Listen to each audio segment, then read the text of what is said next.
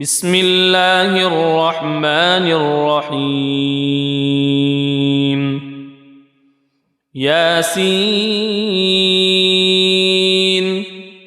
والقرآن الحكيم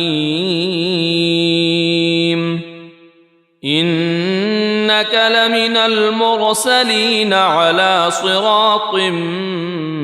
مستقيم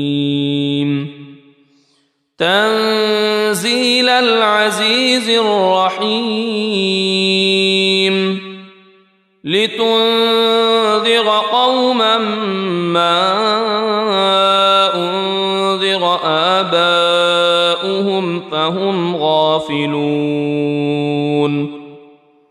لقد حق القول على أكثرهم فهم لا يؤمنون إنا جعلنا في أعناقهم أغلالا فهي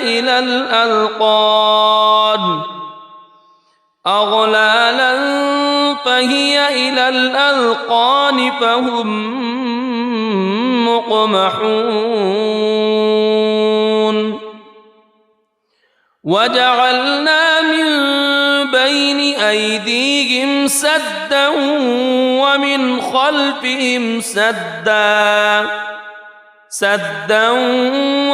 خلفهم سدا فأغشيناهم فهم لا يبصرون وسواء عليهم أأنذرتهم أم لم تنذرهم لا يؤمنون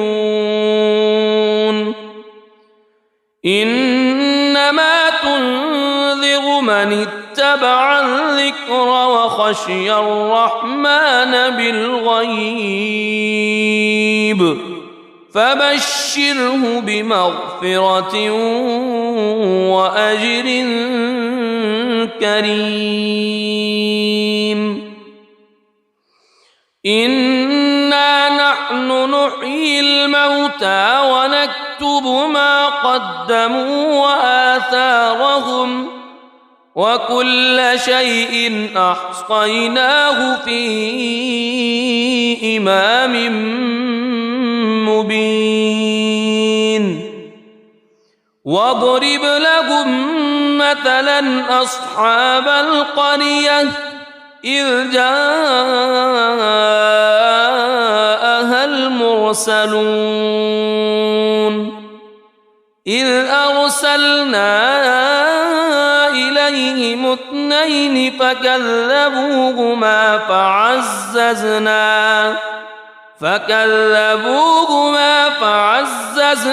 بثالث فقالوا إنا إليكم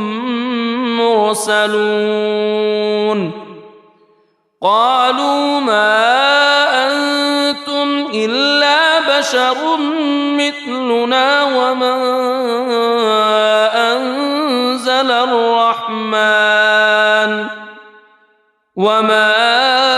أنزل الرحمن من شيء إن أنتم إلا تكذبون قالوا ربنا يعلم إنا إليكم لمرسلون وما علينا إلا البلاغ المبين قالوا إنا تطيرنا بكم لئن لم تنتهوا لنرجمنكم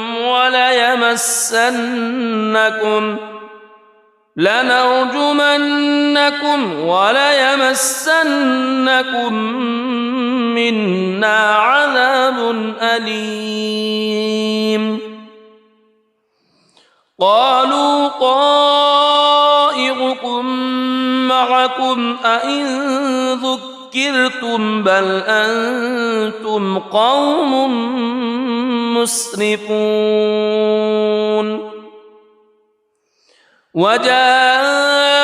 من أقصى المدينة رجل يسعى قال يا قوم اتبعوا المرسلين اتبعوا من لا يسألكم أجرا وهم مهتدون وما لي لا أعبد الذي فطرني وإليه ترجعون أأتخذ من دونه آلهة إن يردني الرحمن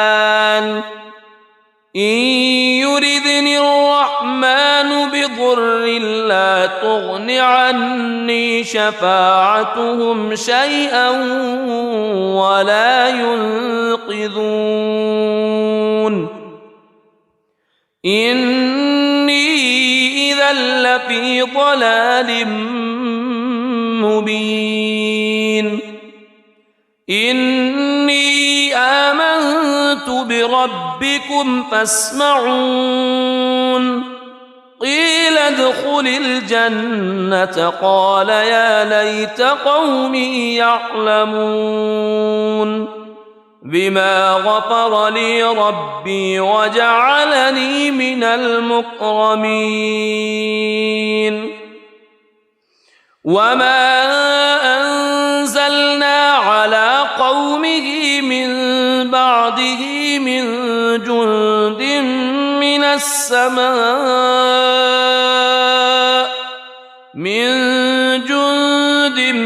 من السماء وما كنا منزلين إن كانت إلا صيحة واحدة فإذا هم خامدون يا حسرة على العباد ما يأتيهم من رسول إلا كانوا به يستهزئون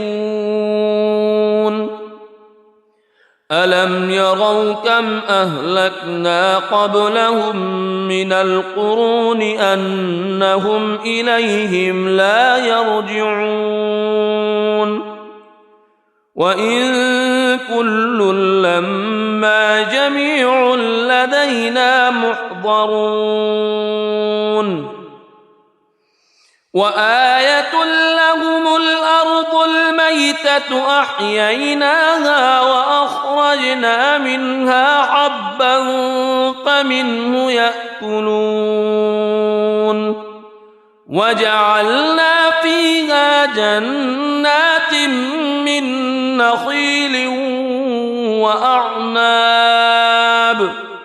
من نخيل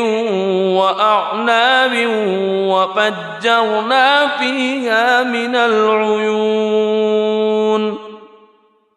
ليأكلوا من ثمره وما عملته أيديهم أفلا يشكرون سبحان الذي خلق الأزواج كلها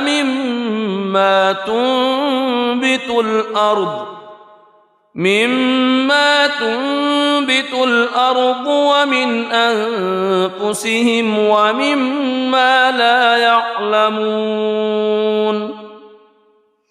وآية لهم الليل نسلخ منه النهار فإذا هم مظلمون والشمس تجري لمستقر لها ذلك تقدير العزيز العليم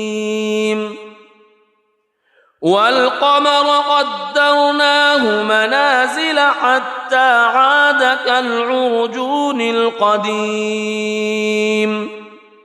لا الشمس ينبغي لها أن تدرك القمر ولا الليل سابق النهار وكل في فلك يسبحون وآية لهم أنا حملنا ذريتهم في الفلك المشحون وخلقنا لهم من مثله ما يركبون وإن نشأ نغرقهم فلا صريخ لهم ولا هم ينقذون إلا رحمة منا ومتاعا إلى حين وإذا قيل لهم اتقوا ما بين أيديكم وما خلفكم لعلكم ترحمون وما تأتيهم من آية من آيات ربهم إلا كانوا عنها معرضين وإذا قيل لهم أنفقوا مما رزقكم الله قال الذين كفروا للذين آمنوا أنطعم من لو يشاء الله أطعمه إن أنتم إلا في ضلال مبين ويقولون متى هذا الوعد إن كنتم صادقين ما ينظرون إلا صيحة واحدة تأخذهم وهم يخصمون فلا يستطيعون توصية ولا إلى أهلهم يرجعون ونفخ في الصور فإذا هم من الأجداث إلى ربهم ينسلون قالوا يا ويلنا من بعثنا من مرقدنا هذا ما وعد الرحمن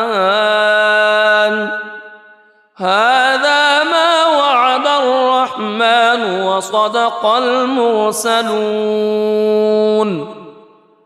إن كانت إلا صيحة واحدة فإذا هم جميع لدينا محضرون فاليوم لا تظلم نفس شيئا ولا تجزون إلا ما كنتم تعملون إن أصحاب الجنة اليوم في شغل فاكهون هم وأزواجهم في ظلال على الأرائك متكئون لهم فيها فاكهة ولهم ما يدعون سلام قولا من رب رحيم وامتازوا اليوم أيها المجرمون ألم أعهد إليكم يا بني ألا تعبدوا الشيطان ألم أعهد إليكم يا بني آدم ألا تعبدوا الشيطان إنه لكم عدو مبين وأن اعبدوني هذا صراط مستقيم ولقد أضل منكم جبلا كثيرا أفلم تكونوا تعقلون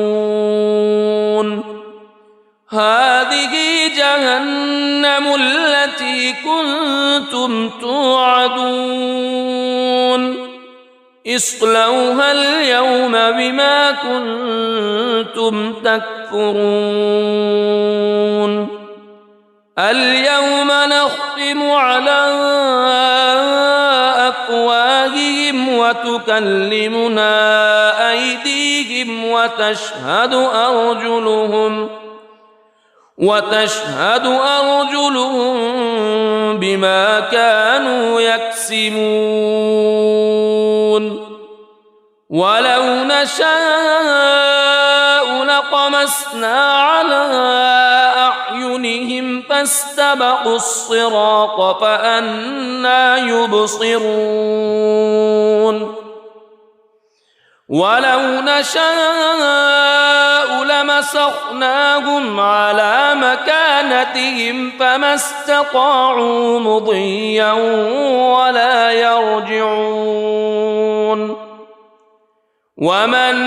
نعمره ننكسه في الخلق أفلا يعقلون وما علمناه الشعر وما ينبغي له إن هو إلا ذكر وقرآن مبين لينذر من كان حيا ويحق القول على الكافرين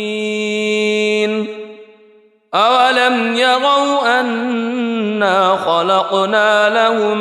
مما عملت أيدينا أنعاما فهم لها مالكون وذللناها لهم فمنها ركوبهم ومنها يأكلون ولهم فيها منافع ومشارب أفلا يشكرون واتخذوا من دون الله آلهة لعلهم ينصرون لا يستطيعون نصرهم وهم لهم جند محضرون فلا يحزنك قولهم إنا نعلم ما يسرون وما يعلنون أولم ير الإنسان أنا خلقناه من نطفة فإذا هو خصيم مبين وضرب لنا مثلا ونسي خلقه قال من يحيي العظام وهي رميم قل يحييها الذي أنشأها أول مرة وهو بكل خلق عليم الذي جعل لكم من الشجر الأخضر نارا فإذا أنتم منه توقدون أوليس الذي خلق السماوات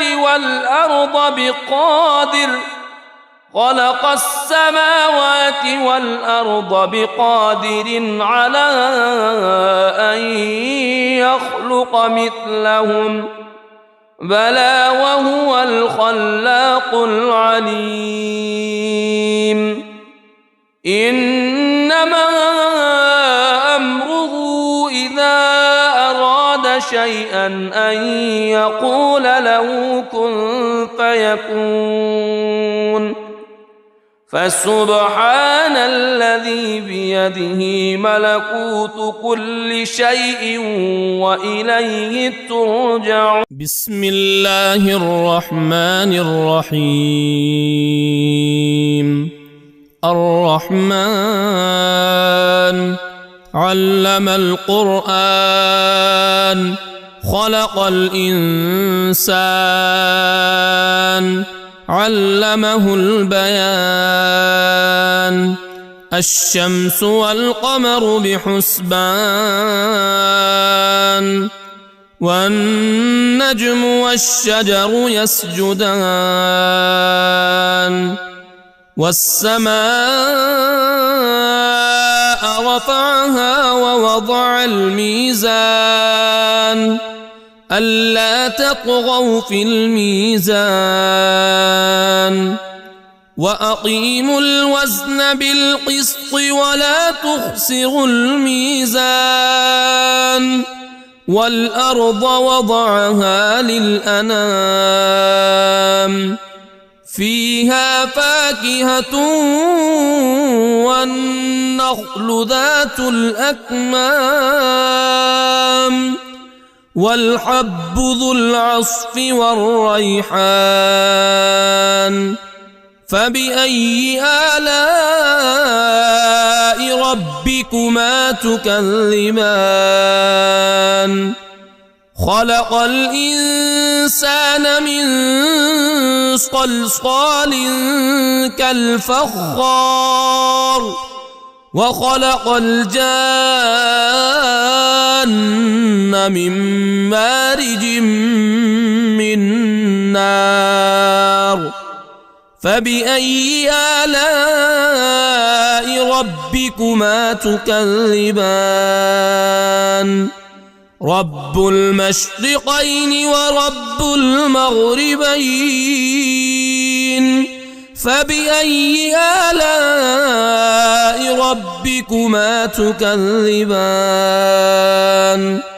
مرج البحرين يلتقيان بينهما برزخ لا يبغيان فبأي آلاء ربكما تكذبان يخرج منهما اللؤلؤ والمرجان فبأي آلاء ربكما تكذبان وله الجوار المنشآت في البحر كالأعلام فبأي آلاء ربكما تكذبان كل من عليها فان ويبقى وجه ربك ذو الجلال والإكرام فبأي آلاء ربكما تكذبان يسأله من في السماوات والأرض كل يوم هو في شأن فبأي آلاء ربكما تكذبان سنفرغ لكم أيها الثقلان فبأي آلاء ربكما تكذبان يا معشر الجن والإنس إن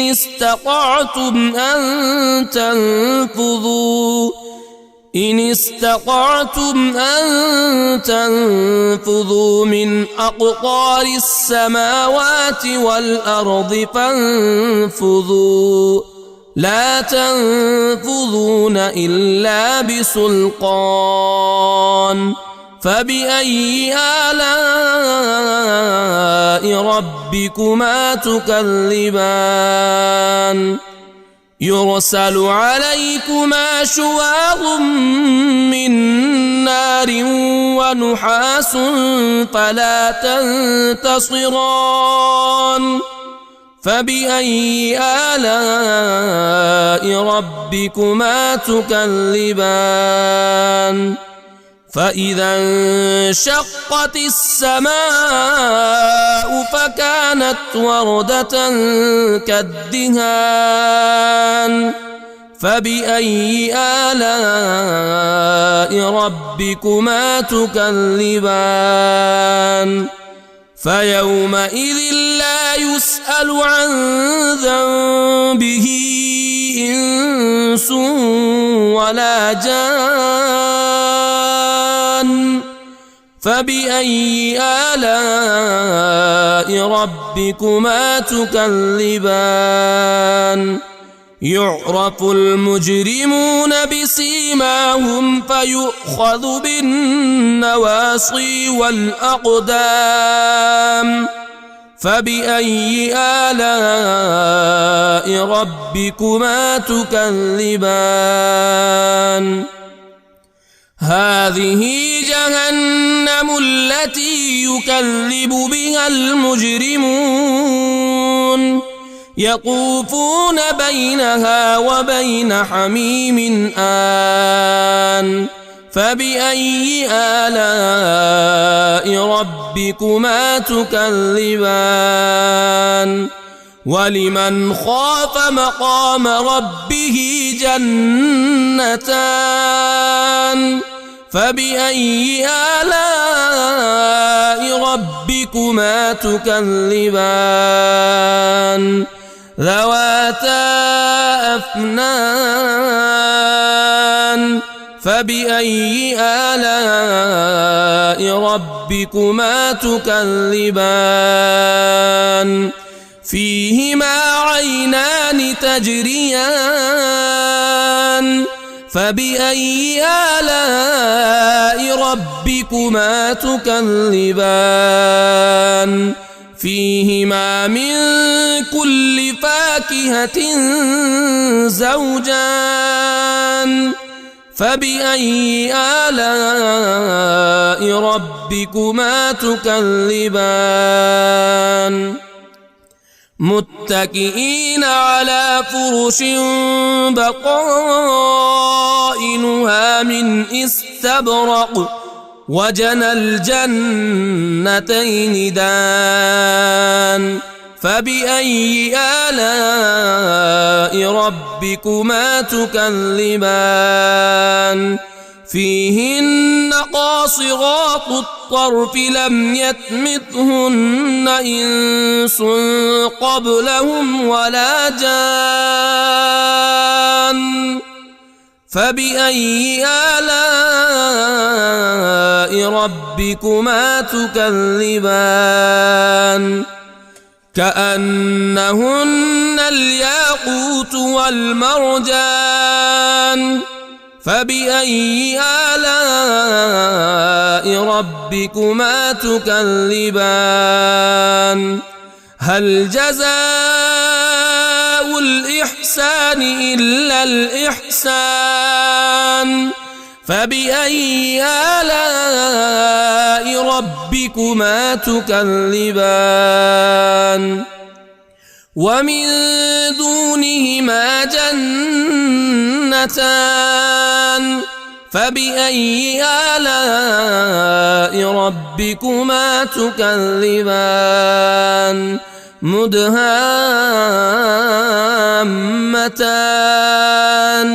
فبأي آلاء ربكما تكذبان فيهما عينان نضاختان فبأي آلاء ربكما تكذبان فيهما فاكهة ونخل ورمان فبأي آلاء ربكما تكذبان فيهن خيرات حسان فبأي آلاء ربكما تكذبان حور مقصورات في الخيام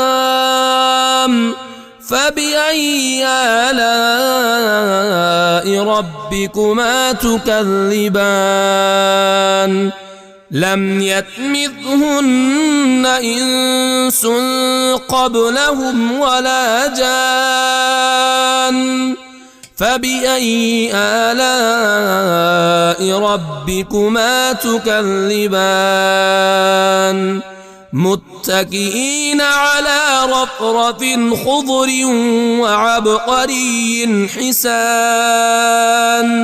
فبأي آلاء ربكما تكذبان تبارك اسم ربك ذي الجلال والإكرام. بسم الله الرحمن الرحيم. ياسين والقرآن الحكيم إنك لمن المرسلين على صراط مستقيم تنزيل العزيز الرحيم لتنذر قوما ما أنذر آباؤهم فهم غافلون لقد حق القول على أكثرهم فهم لا يؤمنون إنا جعلنا في أعناقهم أغلالا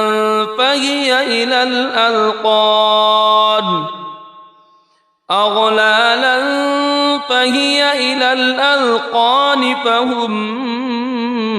مقمحون وجعلنا من بين أيديهم سدا ومن خلفهم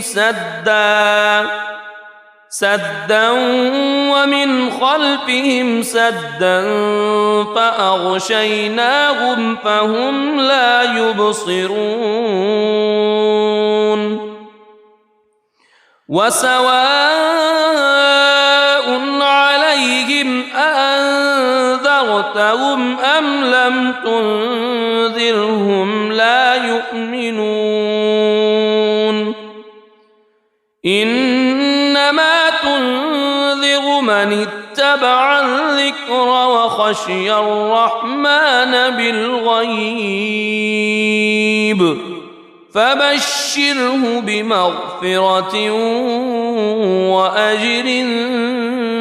كريم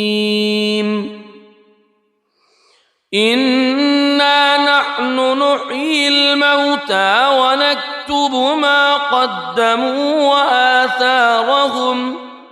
وكل شيء أحصيناه في إمام مبين واضرب لهم مثلا أصحاب القرية إذ جاءها المرسلون إذ أرسلنا إليهم اثنين فكذبوهما فعززنا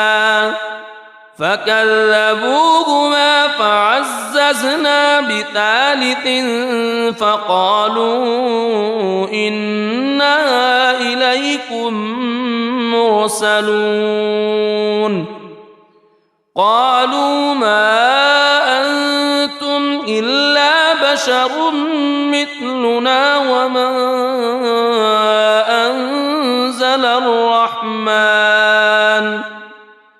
وما أنزل الرحمن من شيء إن أنتم إلا تكذبون قالوا ربنا يعلم إنا إليكم لمرسلون وما علينا إلا البلاغ المبين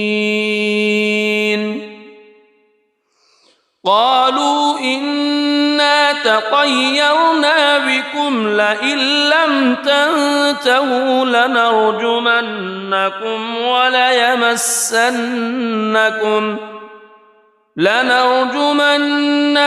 وليمسنكم منا عذاب أليم قالوا طائركم معكم أئن ذكرتم بل أنتم قوم مسرفون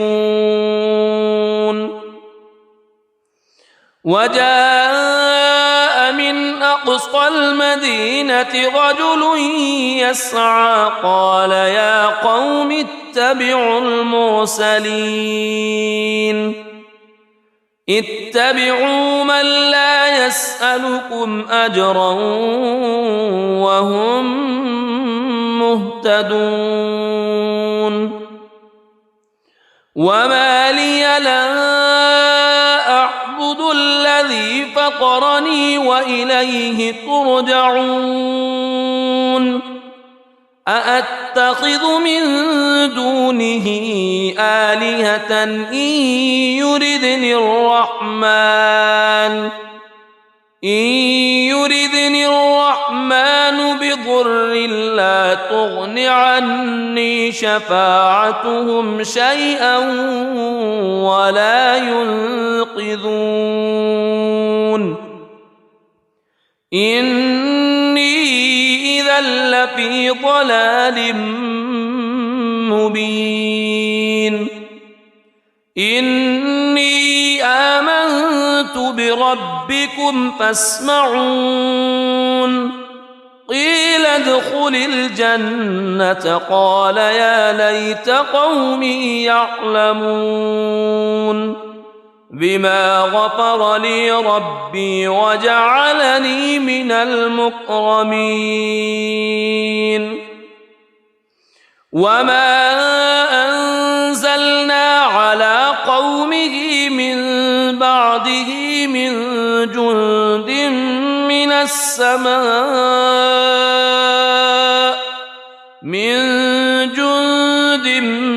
من السماء وما كنا منزلين إن كانت إلا صيحة واحدة فإذا هم خامدون يا حسرة على العباد ما يأتيهم من رسول إلا كانوا به يستهزئون ألم يروا كم أهلكنا قبلهم من القرون أنهم إليهم لا يرجعون وإن كل لما جميع لدينا محضرون وآية لهم الأرض الميتة أحييناها وأخرجنا منها حبا فمنه يأكلون وجعلنا فيها جنات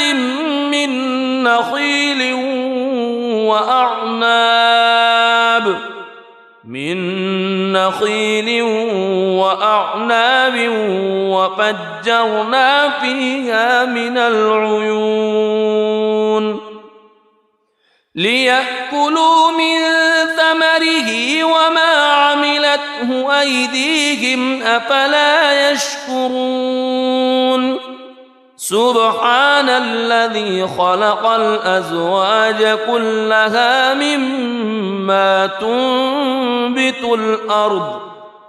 مما تنبت الأرض ومن أنفسهم ومما لا يعلمون وآية لهم الليل نسلخ منه النهار فإذا هم مظلمون والشمس تجري لمستقر لها ذلك تقدير العزيز العليم والقمر قدرناه منازل حتى عاد كالعرجون القديم لا الشمس ينبغي لها أن تدرك القمر ولا الليل سابق النهار وكل في فلك يسبحون وآية لهم أنا حملنا ذريتهم في الفلك المشحون وخلقنا لهم من مثله ما يركبون وإن نشأ نغرقهم فلا صريخ لهم ولا هم ينقذون إلا رحمة منا ومتاعا إلى حين وإذا قيل لهم اتقوا ما بين أيديكم وما خلفكم لعلكم ترحمون وما تأتيهم من آية من آيات ربهم إلا كانوا عنها معرضين وإذا قيل لهم أنفقوا مما رزقكم الله قال الذين كفروا للذين آمنوا أنطعم من لو يشاء الله أطعمه إن أنتم إلا في ضلال مبين ويقولون متى هذا الوعد إن كنتم صادقين ما ينظرون إلا صيحة واحدة تأخذهم وهم يخصمون فلا يستطيعون توصية ولا إلى أهلهم يرجعون ونفخ في الصور فإذا هم من الأجداث إلى ربهم ينسلون قالوا يا ويلنا من بعثنا من مرقدنا هذا ما وعد الرحمن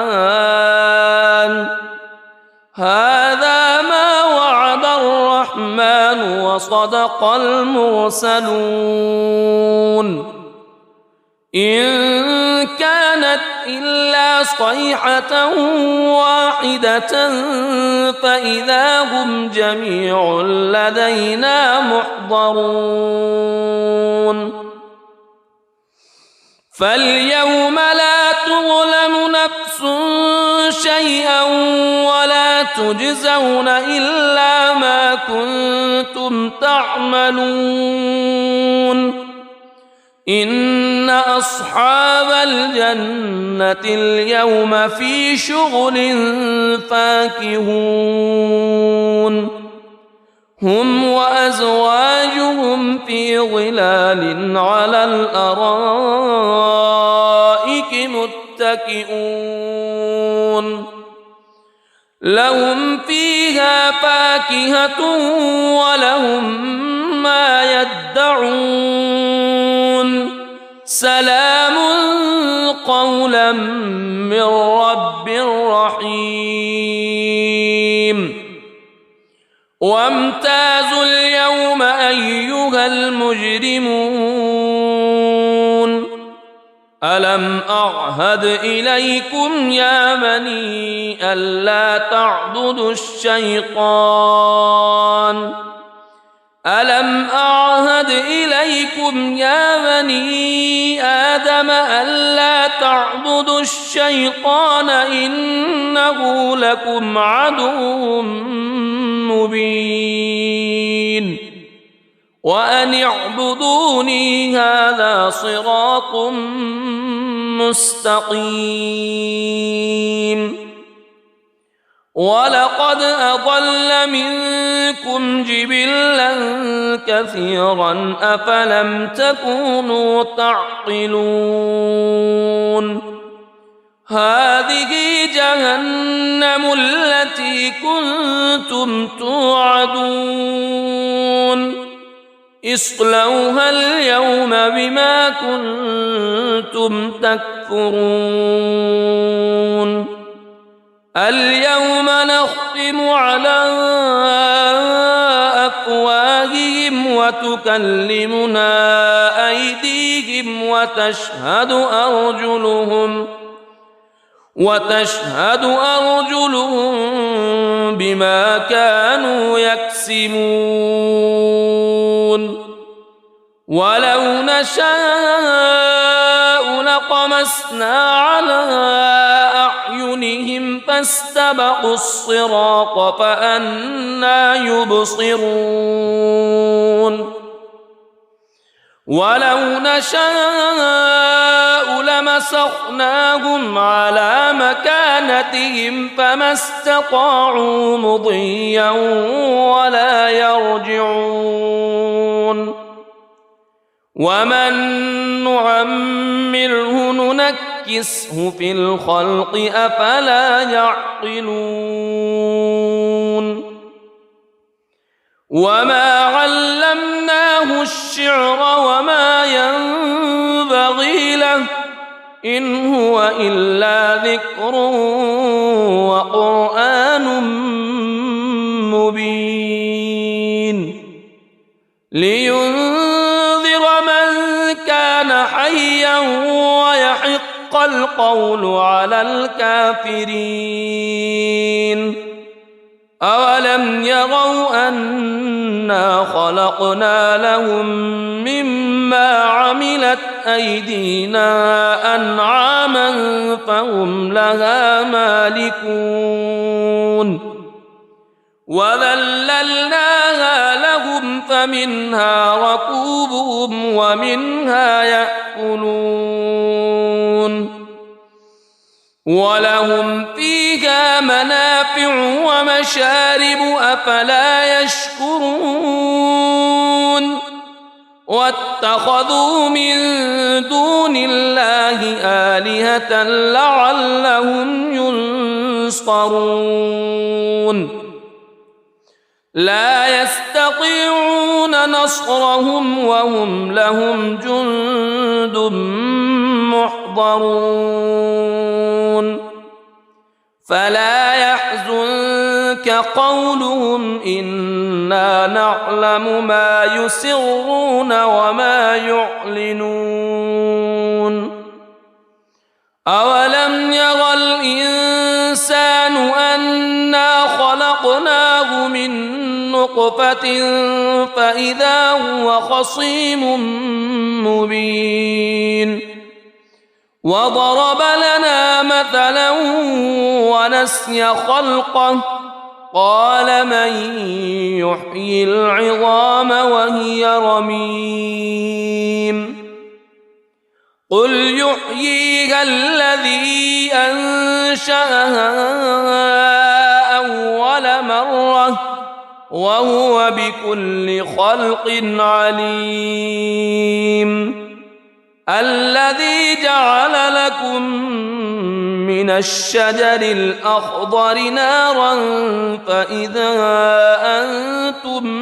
منه توقدون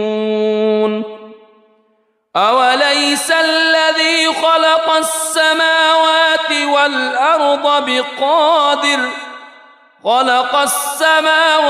والأرض بقادر على أن يخلق مثلهم بلى وهو الخلاق العليم إنما أمره إذا أراد شيئا أن يقول له كن فيكون فسبحان الذي بيده ملكوت كل شيء وإليه ترجعون. بسم الله الرحمن الرحيم. الرحمن علم القرآن خلق الإنسان علمه البيان. الشمس والقمر بحسبان والنجم والشجر يسجدان. والسماء رفعها ووضع الميزان ألا تطغوا في الميزان وأقيموا الوزن بالقسط ولا تخسروا الميزان. والأرض وضعها للأنام فيها فاكهة والنخل ذات الأكمام والحب ذو العصف والريحان. فبأي آلاء ربكما تكذبان؟ خلق الإنسان من صلصال كالفخار وخلق الجان من مارج من نار. فبأي آلاء ربكما تكذبان؟ رب المشرقين ورب المغربين. فبأي آلاء ربكما تكذبان؟ مرج البحرين يلتقيان بينهما برزخ لا يبغيان. فبأي آلاء ربكما تكذبان؟ يخرج منهما اللؤلؤ والمرجان. فبأي آلاء ربكما تكذبان؟ وله الجوار المنشآت في البحر كالأعلام.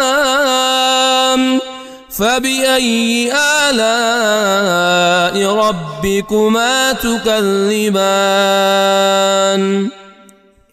كل من عليها فان ويبقى وجه ربك ذو الجلال والإكرام. فبأي آلاء ربكما تكذبان؟ يسأله من في السماوات والأرض كل يوم هو في شأن. فبأي آلاء ربكما تكذبان؟ سنفرغ لكم أيها الثقلان. فبأي آلاء ربكما تكذبان؟ يا معشر الجن والإنس إن استطعتم أن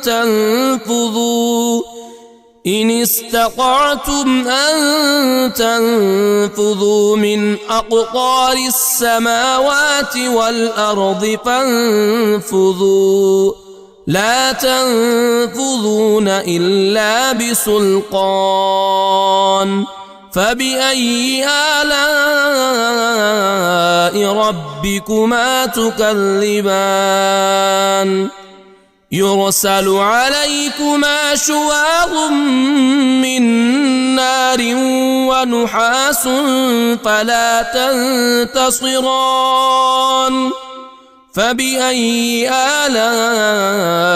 ربكما تكذبان فإذا انشقت السماء فكانت وردة كالدهان فبأي آلاء ربكما تكذبان فيومئذ لا يسأل عن ذنبه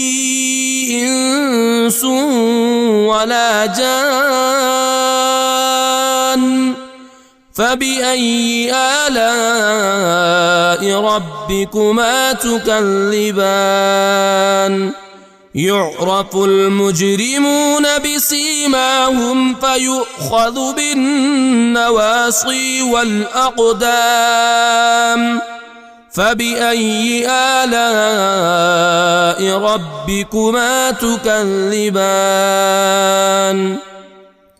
هذه جهنم التي يكذب بها المجرمون يطوفون بينها وبين حميم آن فبأي آلاء ربكما تكذبان ولمن خاف مقام ربه جنتان فبأي آلاء ربكما تكذبان ذواتا أفنان فبأي آلاء ربكما تكذبان فيهما عينان تجريان فبأي آلاء ربكما تكذبان فيهما من كل فاكهة زوجان فبأي آلاء ربكما تكذبان متكئين على فرش بطائنها من استبرق وجنى الجنتين دان فبأي آلاء ربكما تكذبان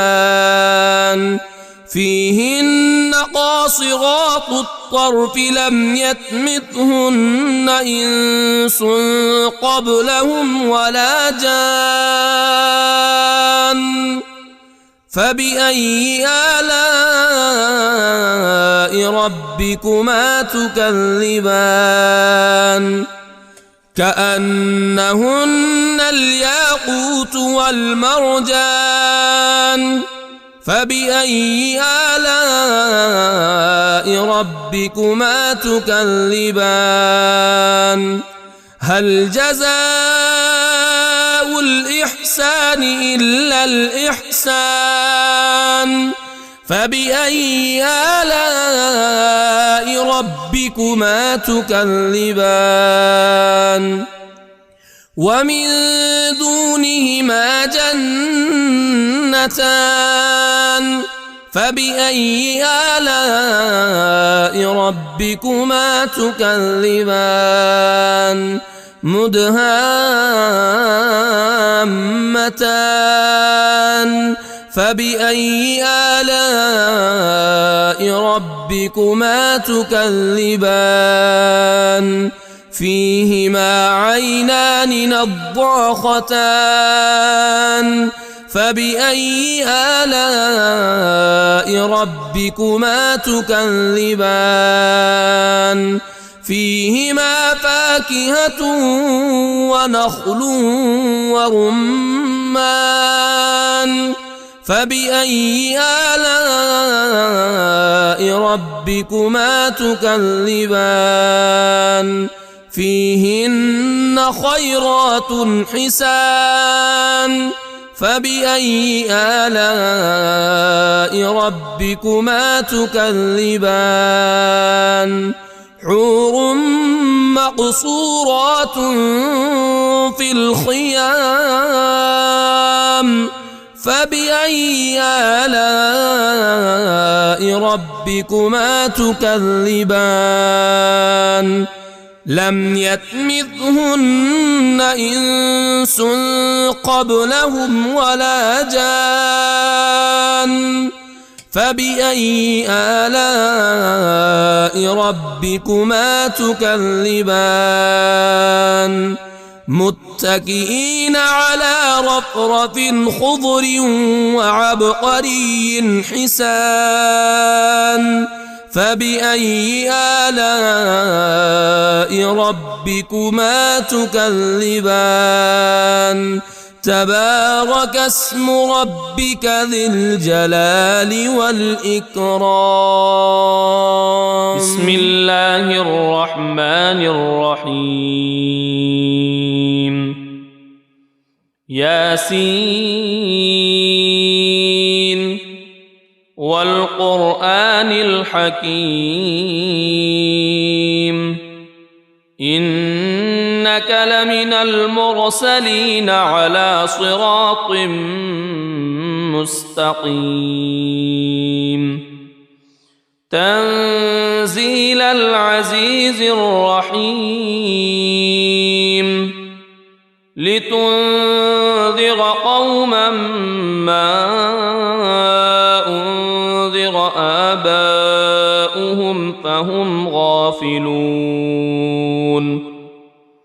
لقد حق القول على أكثرهم فهم لا يؤمنون إنا جعلنا في أعناقهم أغلالا فهي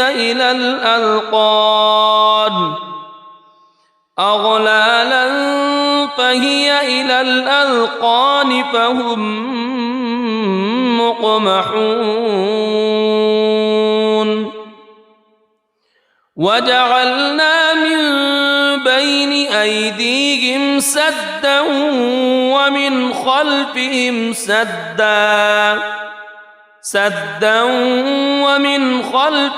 سدا فأغشيناهم فهم لا يبصرون وسواء عليهم أأنذرتهم أم لم تنذرهم لا يؤمنون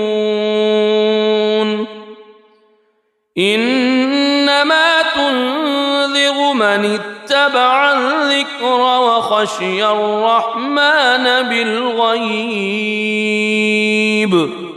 فبشره بمغفرة وأجر كريم إنا نحن نحيي الموتى ونكتب ما قدموا وآثارهم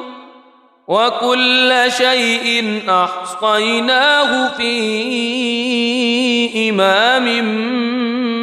مبين واضرب لهم مثلا أصحاب القرية إذ جاءها المرسلون إذ أرسلنا إليهم اثنين فكذبوهما فعززنا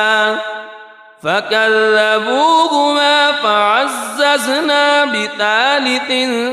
فقالوا إنا إليكم مرسلون قالوا ما أنتم إلا بشر مثلنا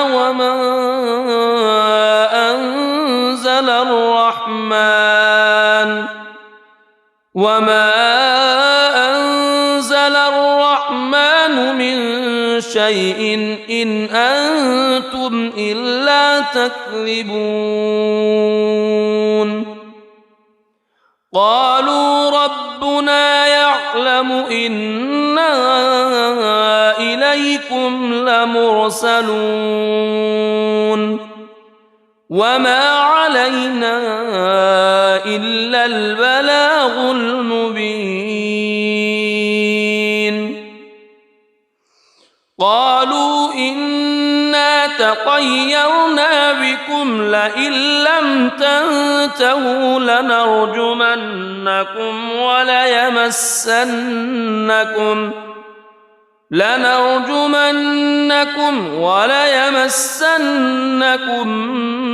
منا عذاب أليم قالوا طائركم معكم أئن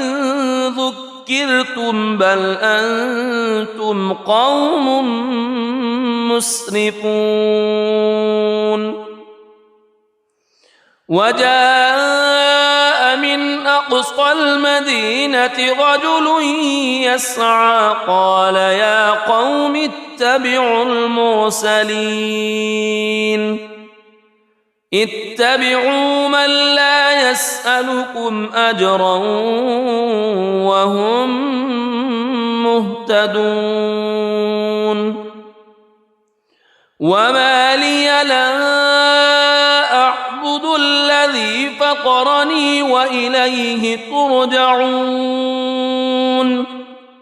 أأتخذ من دونه آلهة إن يردني الرحمن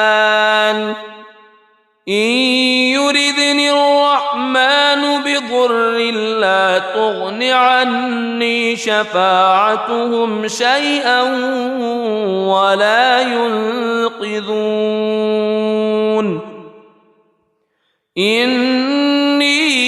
إذا لفي ضلال مبين إني آمنت بربكم فاسمعون قيل ادخل الجنة قال يا ليت قومي يعلمون بما غفر لي ربي وجعلني من المكرمين وما أنزلنا على قومه من بعده من جند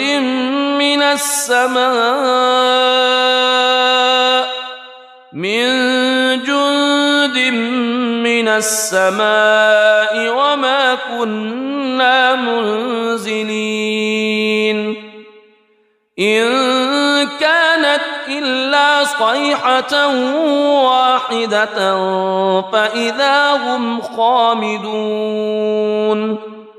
يا حسرة على العباد ما يأتيهم من رسول إلا كانوا به يستهزئون ألم يروا كم أهلكنا قبلهم من القرون أنهم إليهم لا يرجعون وإن كل لما جميع لدينا محضرون وآية لهم الأرض الميتة أحييناها وأخرجنا منها حبا فمنه يأكلون وجعلنا فيها جنات من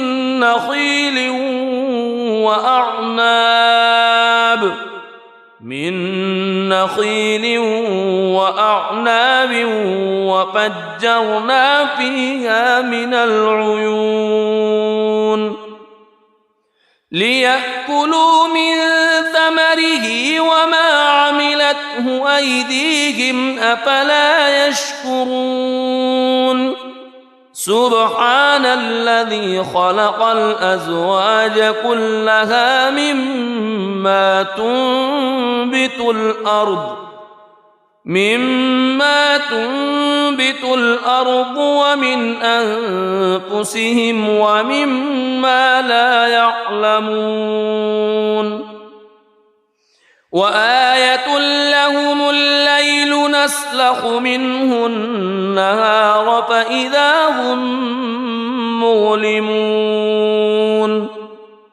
والشمس تجري لمستقر لها ذلك تقدير العزيز العليم والقمر قدرناه منازل حتى عاد كالعرجون القديم لا الشمس ينبغي لها أن تدرك القمر ولا الليل سابق النهار وكل في فلك يسبحون وآية لهم أنا حملنا ذريتهم في الفلك المشحون وخلقنا لهم من مثله ما يركبون وإن نشأ نغرقهم فلا صريخ لهم ولا هم ينقذون إلا رحمة منا ومتاعا إلى حين وإذا قيل لهم اتقوا ما بين أيديكم وما خلفكم لعلكم ترحمون وما تأتيهم من آية من آيات ربهم إلا كانوا عنها معرضين وإذا قيل لهم أنفقوا مما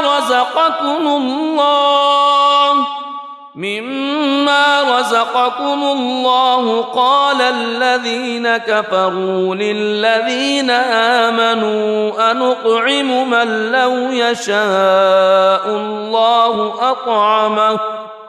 إن أنتم إلا في ضلال مبين ويقولون متى هذا الوعد إن كنتم صادقين ما ينظرون إلا صيحة واحدة تأخذهم وهم يخصمون فلا يستطيعون توصية ولا إلى أهلهم يرجعون ونفخ في الصور فإذا هم من الأجداث إلى ربهم ينسلون قالوا يا ويلنا من بعثنا من مرقدنا هذا ما وعد الرحمن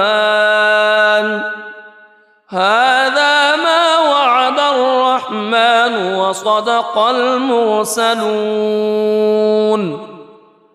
إن كانت إلا صيحة واحدة فإذا هم جميع لدينا محضرون فاليوم لا تظلم نفس شيئا ولا تجزون إلا ما كنتم تعملون إن أصحاب الجنة اليوم في شغل فاكهون هم وأزواجهم في ظلال على الأرائك متكئون لهم فيها فاكهة ولهم ما يدعون سلام قولا نزلا من رب رحيم وامتازوا اليوم أيها المجرمون ألم أعهد إليكم يا بني ألا تعبدوا الشيطان ألم أعهد إليكم يا بني آدم ألا تعبدوا الشيطان إنه لكم عدو مبين وأن اعبدوني هذا صراط مستقيم ولقد أضل منكم جبلا كثيرا أفلم تكونوا تعقلون هذه جهنم التي كنتم توعدون اصلوها اليوم بما كنتم تكفرون اليوم نختم على أفواههم وتكلمنا أيديهم وتشهد أرجلهم بما كانوا يكسبون ولو نشاء لطمسنا على أعينهم فاستبقوا الصراط فأنى يبصرون ولو نشاء لمسخناهم على مكانتهم فما استطاعوا مضيا ولا يرجعون ومن نعمره ننكسه في الخلق أفلا يعقلون وما علمناه الشعر وما ينبغي له إن هو إلا ذكر وقرآن مبين لينذر من كان حيا ويحق القول على الكافرين أولم يروا أنا خلقنا لهم مما عملت أيدينا أنعاما فهم لها مالكون وذللناها لهم فمنها ركوبهم ومنها يأكلون ولهم فيها منافع ومشارب أفلا يشكرون واتخذوا من دون الله آلهة لعلهم ينصرون لا يستطيعون نصرهم وهم لهم جند محضرون فلا يحزنك قولهم إنا نعلم ما يسرون وما يعلنون أولم يرى الإنسان أنا خلقناه من نطفة فإذا هو خصيم مبين وضرب لنا مثلا ونسي خلقه قال من يحيي العظام وهي رميم قل يحييها الذي أنشأها أول مرة وهو بكل خلق عليم الذي جعل لكم من الشجر الأخضر نارا فإذا أنتم منه توقدون أوليس أليس الذي خلق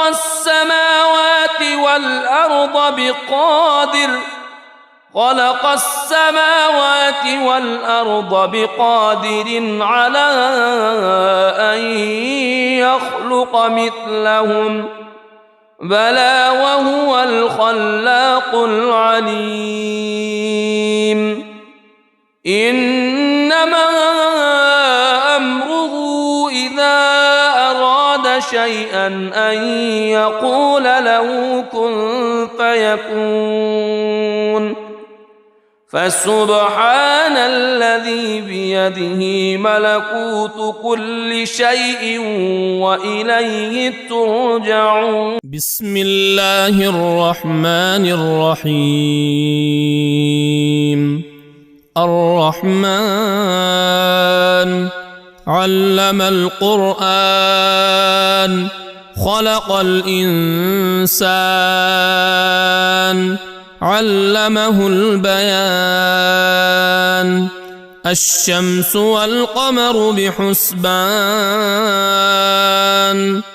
والنجم والشجر يسجدان والسماء رفعها ووضع الميزان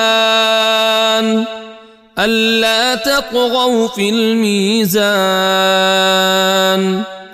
وأقيموا الوزن بالقسط ولا تخسروا الميزان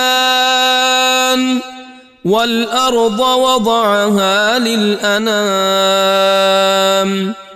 فيها فاكهة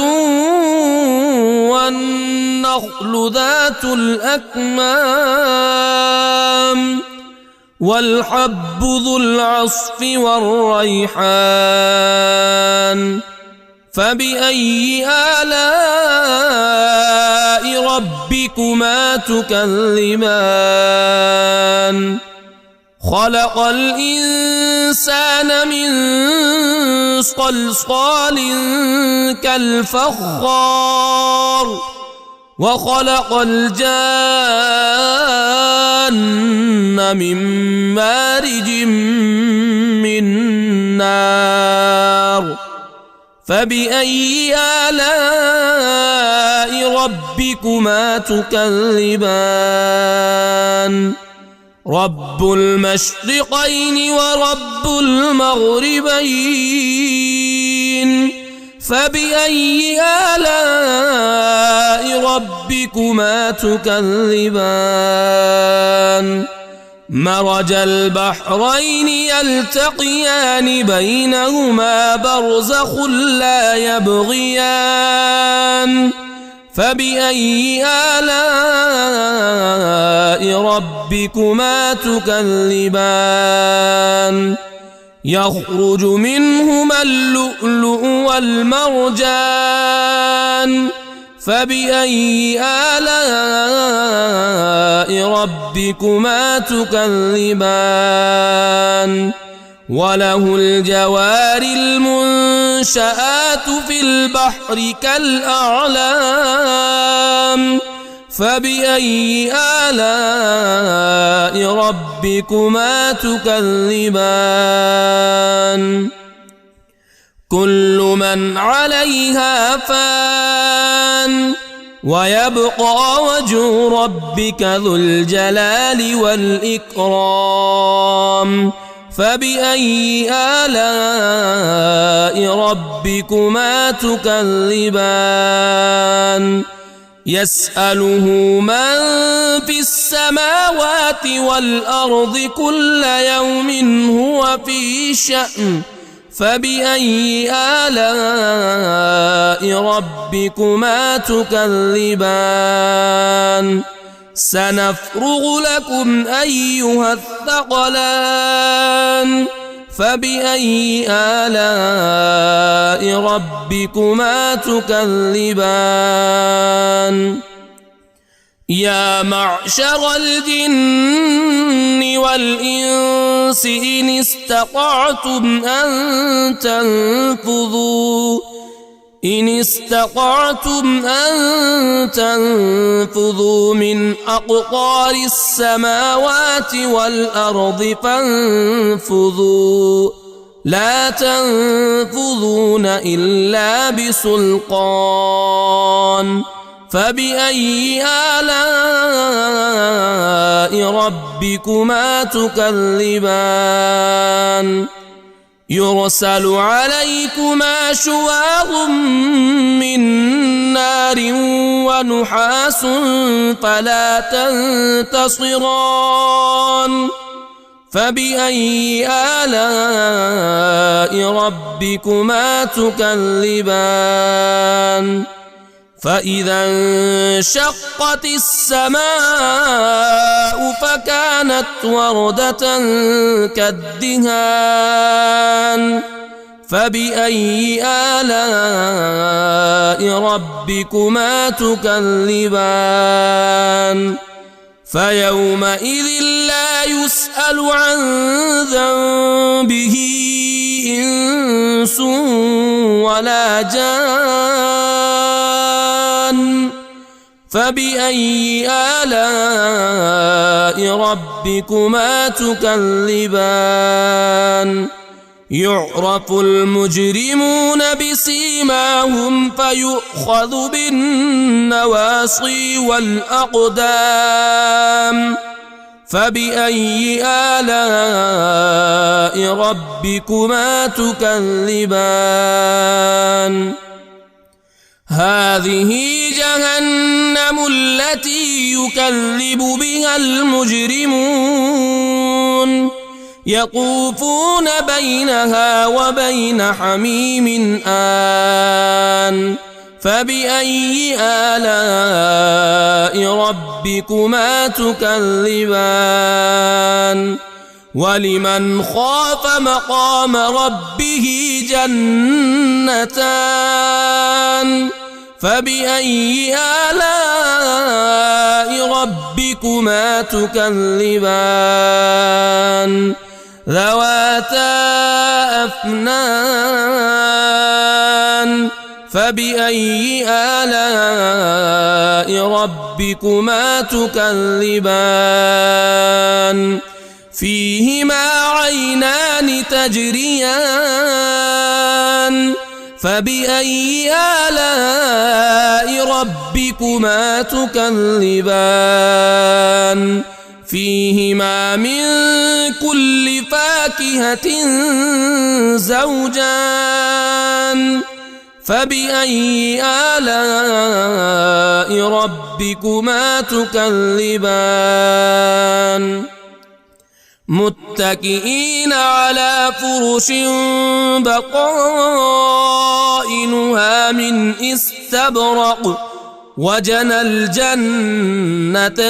دان فبأي آلاء ربكما تكذبان فيهن قاصرات الطرف لم يطمثهن إنس قبلهم ولا جان فبأي آلاء ربكما تكذبان كأنهن الياقوت والمرجان فبأي آلاء ربكما تكذبان هل جزاء الإحسان إلا الإحسان فبأي آلاء ربكما تكذبان ومن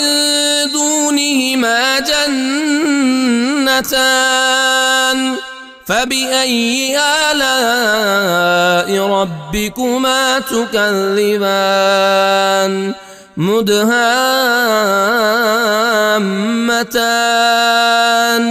فبأي آلاء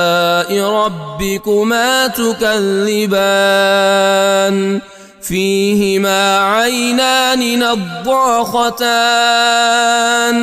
فبأي آلاء ربكما تكذبان فيهما فاكهة ونخل ورمان فبأي آلاء ربكما تكذبان فيهن خيرات حسان فبأي آلاء ربكما تكذبان حور مقصورات في الخيام فبأي آلاء ربكما تكذبان لم يطمثهن إنس قبلهم ولا جان فبأي آلاء ربكما تكذبان متكئين على رفرف خضر وعبقري حسان فبأي آلاء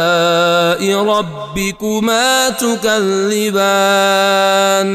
تبارك اسم ربك ذي الجلال والإكرام